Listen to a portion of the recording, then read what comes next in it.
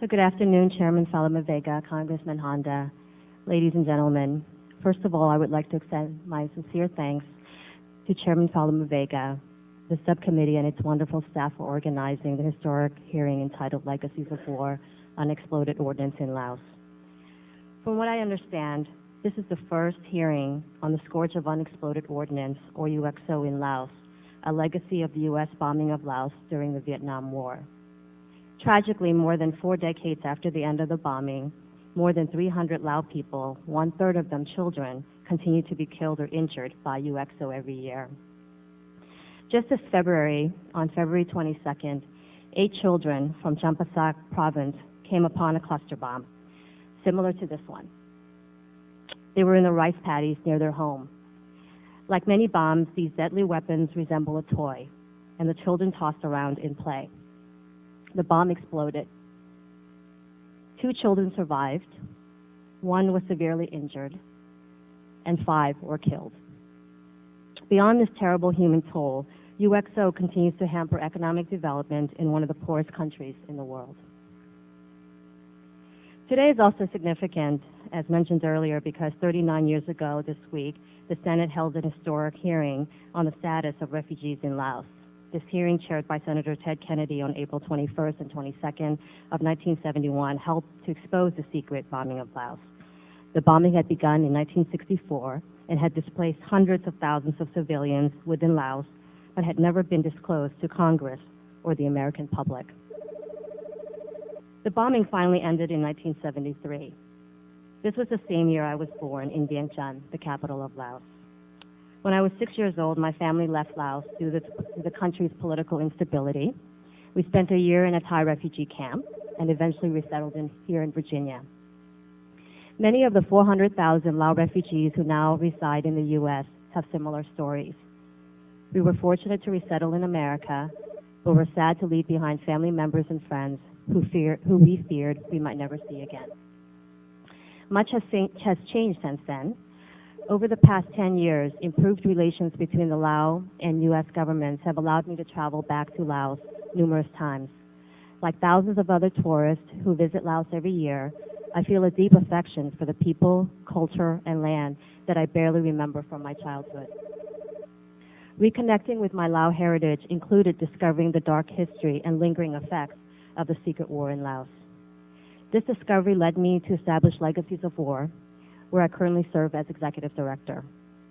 Legacies is the only U.S.-based organization dedicated to raising awareness about the current devastation that has resulted from the Vietnam War-era bombing in Laos.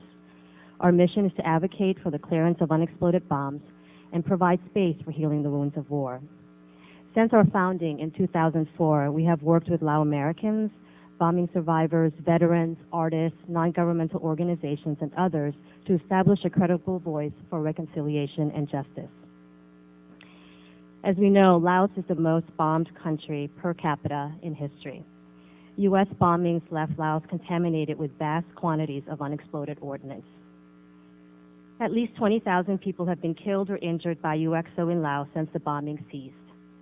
I would like to share with you some other disturbing facts about the U.S. bombing of Laos and its tragic aftermath. 260 million cluster bombs were dropped in Laos during the Vietnam War. An estimated 75 million cluster bombs did not detonate, scattering throughout Lao villages, rice fields, schoolyards, pasture land, and forests. During the bombing, the equivalent of a plain little bomb was dropped every 8 minutes, 24 hours a day for 9 years. About 1/3, at least 1/3 of the land in Laos is littered with UXO. So for more than 20 years after the war ended, Lao villagers struggled to survive among vast quantities of unexploded ordnance without any organized technical assistance or clearance program. The relationship between Laos and the U.S. was strained, and there were no humanitarian demining programs operational in the Lao NGO sector. In the 15 years since the demining program began in 1994, with the help of the Mennonite Central Committee and the Mines Advisory Group, it has grown, employing Lao nationals in 9 provinces.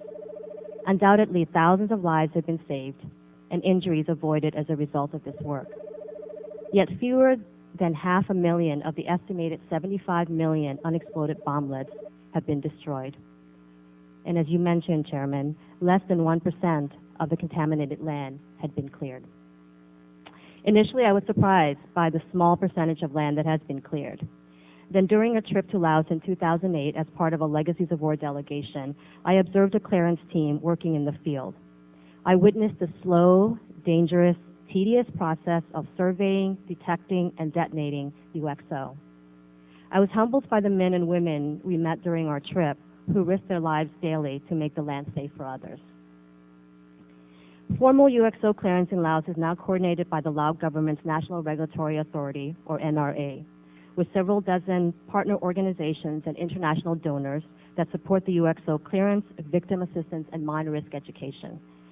The UXO clearance sector has built up well-trained and experienced workforce. Through new, more effective equipment and careful planning, clearance teams have dramatically improved their efficiency. An official of the State Department's Office of Weapons Removal and Abatement has called the National Regulatory Authority UXO program in Laos, and I quote, "one of the best programs in the world, the gold standard." The NRA's newly completed strategic plan over the next 10 years offers clear, achievable goals, including the reduction of UXO casualties from the current 300 to less than 75 per year, and ensuring that the medical and rehabilitation needs of all UXO survivors are met in line with obligations of the Convention on Cluster Munitions, an international agreement signed by 106 countries to ban the production, transfer, and sale of cluster munitions and to destroy current stockpiles. So what is the funding required? According to the NRA, during each of the past 3 years, a total of 12 to 14 million was spent for clearance goals. Funding for clearance comes from international donors, including the U.S., but the NRA estimates that the UXO sector will need at least double the amount per year to meet its 10-year goals. The problem for UXO clearance in Laos is the absence of a consistent long-term funding commitment that matches the scale of the problem. In order to buy equipment and train and maintain adequate staffing, clearance organizations working in the field must have assurances of a continued, reliable stream of funding. Therefore, we recommend a U.S. commitment of $7 million to support UXO clearance in Laos in fiscal year 11, a measured increase from this year's allocation of $5 million. Thereafter, we recommend an annual U.S. commitment of $10 million over the next 10 years. This would strengthen and secure the UXO sector's capacity and bring its already effective programs to scale. This 10-year, $100 million commitment to UXO removal in Laos would total less than what the U.S. spent in 1 week bombing Laos. I have focused primarily on UXO clearance in this statement, but I also want to address the related need for victim assistance. Close to 40% of UXO accidents result in death, leaving many families without the primary breadwinner or caregiver. For the 60% who survive, their lives will never be the same. Almost 14,000 injuries have resulted in the loss of 1 limb, while close to 3,000 victims have lost 2 limbs. There is a serious need for better emergency health care after accidents occur, as well as longer-term needs for prosthetics, physical rehabilitation, and vocational retraining. According to the NRA, only $2.5 million a year currently goes towards victim assistance needs in Laos. Agency staff estimates that at least $5 million a year will be required to adequately help victims and their families.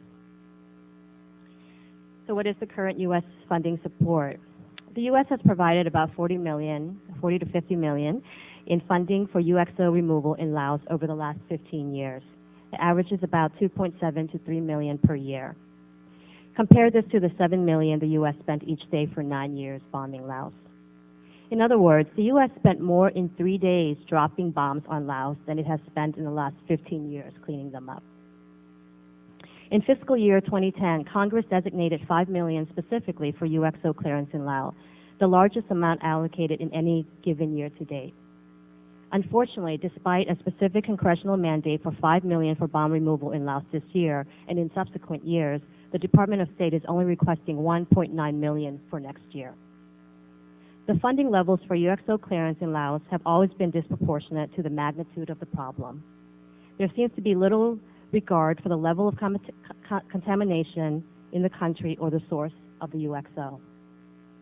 1/3 of worldwide cluster munitions casualties occur in Laos, yet the funding doesn't reflect this stark reality.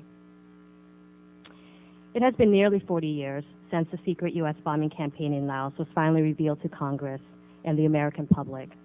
Yet all these years, massive quantities of UXO remain a dangerous threat to the daily lives of the people in Laos. I'd like to mention more.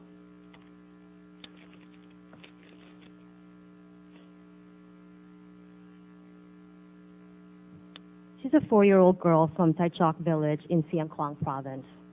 Unlike hundreds of Lao children who have been killed or injured by cluster bombs each year, Moore is still alive and healthy.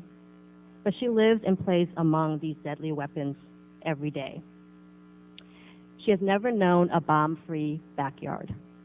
We must do what we can to protect children like Moore and clear the land so that when she walks to school or her family plows their fields, everyone returns home safely at the end of the day. We should want this for Moore and the generations that will follow her.